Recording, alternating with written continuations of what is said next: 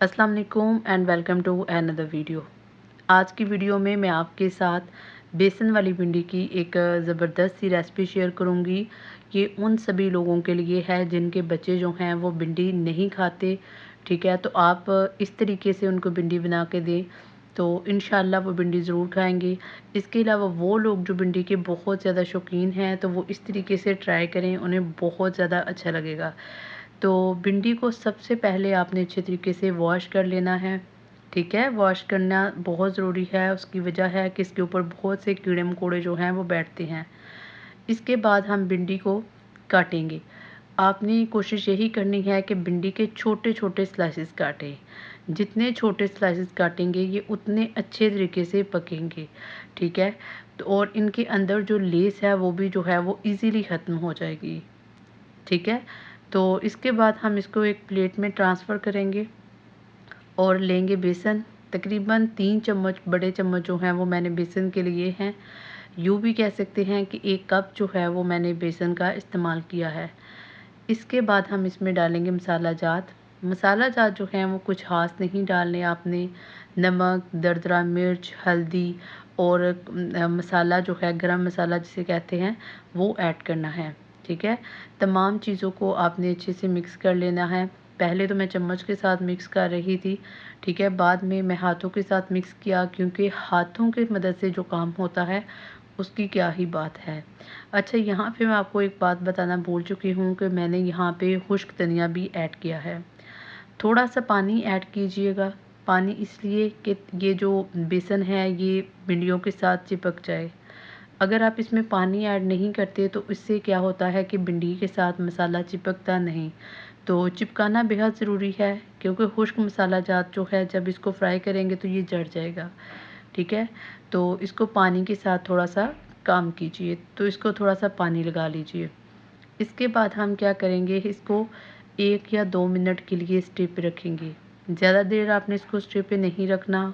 उसकी वजह ये है कि भिंडी जो है ये पानी छोड़ जाती है और इसके अंदर जो जायका है वो कुछ ख़ास जो है वो नहीं रहता।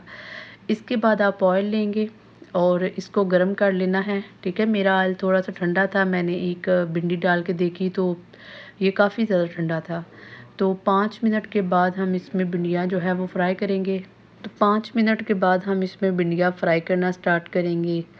यहाँ पे आपने एक बात नोट करनी है कि कोई भी भिंडी किसी दूसरी भिंडी के साथ ना चिपके। अगर तो ये चिपक जाती हैं तो ये जायका वो जायका नहीं देंगी जो आपकी अलग-अलग भिंडियाँ देंगी। अच्छा, यहाँ पे एक मज़े की बात आपको बताती चलूँ कि ये भिंडियाँ जो हैं ये आप ऐसे भी इसको खा सकते हैं। आप इसको स्नैक भी खा सकते हैं। ठीक है, ये बहुत ही ज़बरदस्त बिल्कुल ऐसे लग रहा था जैसे कोई पकोड़े टाइप जो चीज़ है वो मैंने रेडी की है। आप अगर बच्चों को इस तरीके से तैयार करके देते हैं तो यकीन मानिए कि आपके बच्चों के अंदर कोलेजन जो है वो उसकी कमी नहीं होगी। ठीक है, हड्डी, जोड़ इन इन तमाम चीज़ों के मसले जो हैं वो बिल्कुल नहीं होंगे।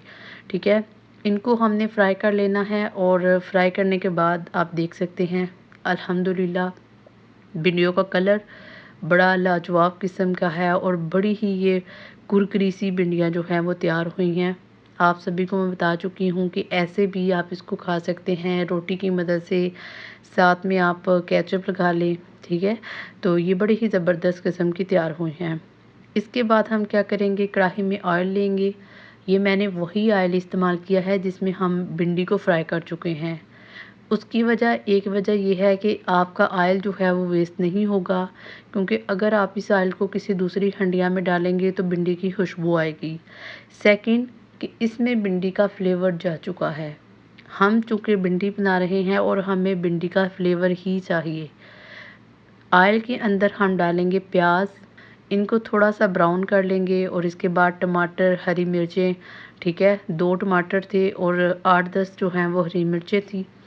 इन सभी को मिक्स करेंगे और इसको ढक्कन लगा के पकाएंगे। इतना पकाना है कि सारा मसाला जात जो है वो नरम हो जाए क्योंकि ये मसाला जात जो है ये नरम होना बहुत ज़रूरी है। साथ ही आप इसमें जो मसाला जात हैं दूसरे खुश्क मसाला जात हैं वो ऐड कर दीजिएगा। इसमें मैंने डाली है जी कुटी हुई लाल मिर्च, इसके अलावा हल्दी, नमक और सुर्ख लाल मिर्च। तमाम चीज़ों को डालने के बाद हम क्या करेंगे, इसको मिक्स कर लेंगे और अगेन इसको दम पे लगा के 5 मिनट तक पकाएंगे। 5 मिनट तक पकाने के बाद इसमें अब हमने क्या करना है, हमने भिंडी को ऐड कर देना है, जिस भिंडी को हमने फ्राई किया था। अब वो भिंडी जो है वो हम इसमें डालेंगे और इसको 1-2 मिनट आपने भूनना है। ज़्यादा आपने इसको नहीं भूनना क्योंकि ऑलरेडी हर चीज़ पक चुकी है। अब आपने क्या करना है, इसको दम पे लगा देना है और रेस्ट पे रखना है इसको, ठीक है? 5 मिनट तक आपने इसको दम पे लगाना है।